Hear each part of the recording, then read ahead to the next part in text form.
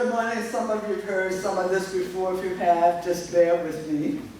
I was retired from all kinds of organizations and trying to start a business in Hampton, Virginia.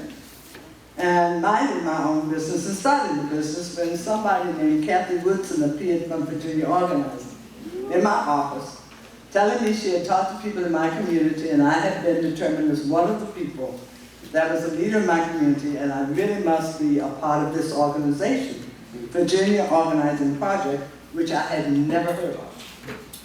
And that was because I learned later that they were organized west of Virginia and I in Hampton, Virginia, being east of Virginia, had just not heard of it yet.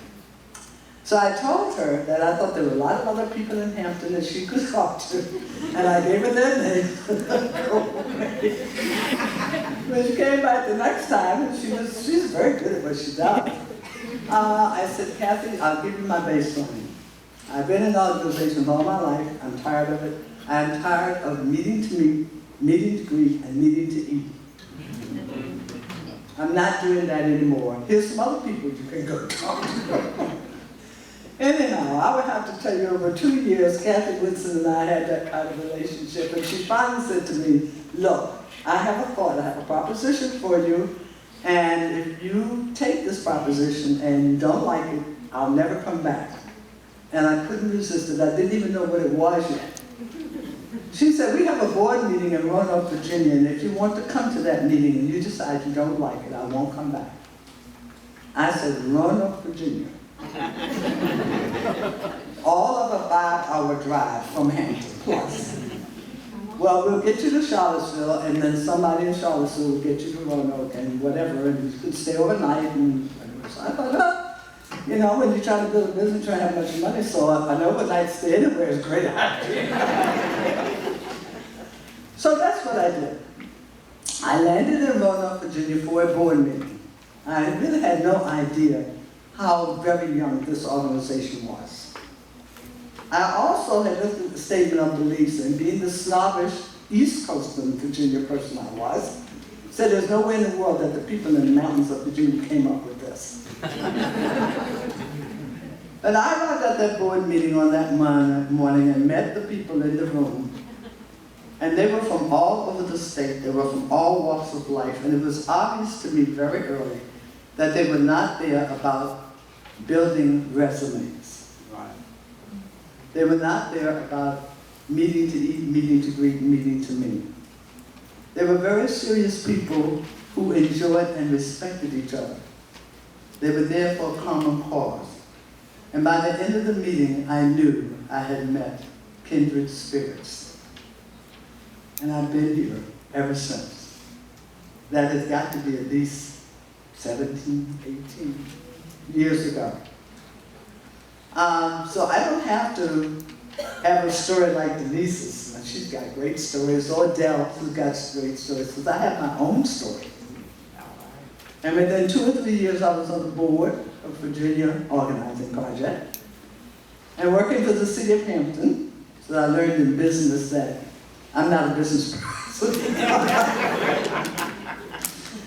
So Joe said, I need to meet with you, and I had this little favorite place, which was the public golf course clubhouse.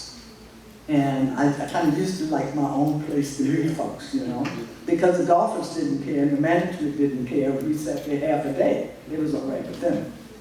So Joe came down to meet me, and he kept talking about what had happened and what it is, and you know, what we started out to do and what. And I looked at him and I said, Joe, when are we going to get going? Enough of this could be, would be, should be. When are we really going to put the jets on and get going with this organization?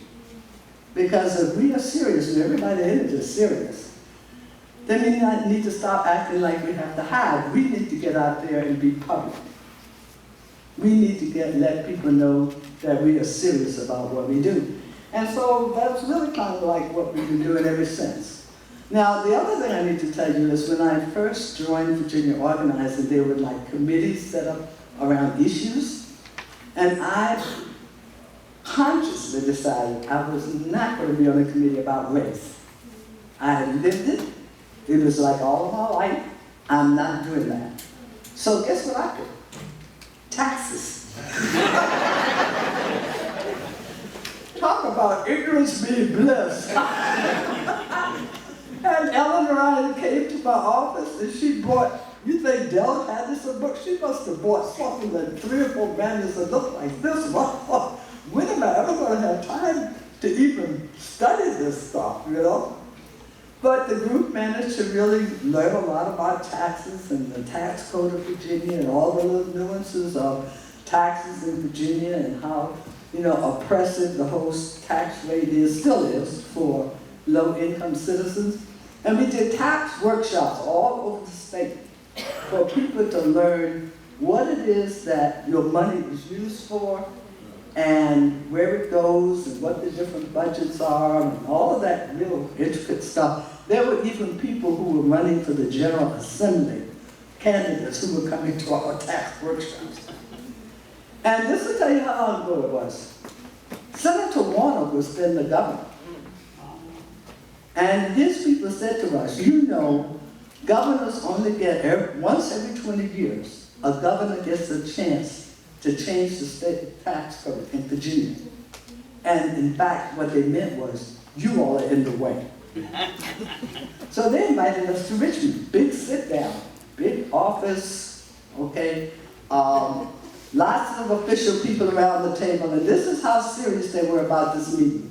The Secretary of the Treasury came in and he put his cell phone down in front of him. We had people there from the National Budget Office, people from all over the state, volunteer staff. He put the cell phone down in front of him and we started to talk, and it got deeper into his, you know, defending the governor, and I'll say, but we told these people all of these things that could happen, and his phone rang, and he said, not now, call me again later. You know why?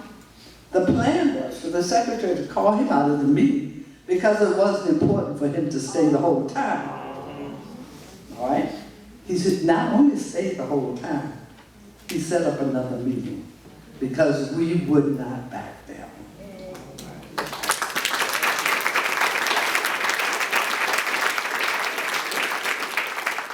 I love this organization because we don't give up. Yeah. Think how many governors ago there was. Think how many governors we went to get restoration of voting rights. Yeah. Think about it. Don't give up. Keep going and stay with it.